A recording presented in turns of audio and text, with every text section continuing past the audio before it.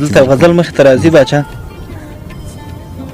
لارې جوړومه د جانان د بیا لیدو، خدای شته ممکن ویې کړي احسان د بیا لیدو.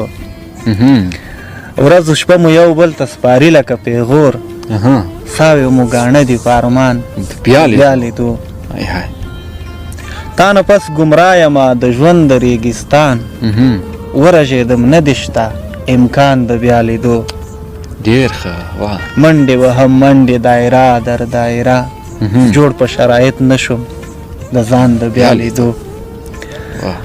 او دا باید دی چې ستا به چې یادېږم او راځې به تر هغې،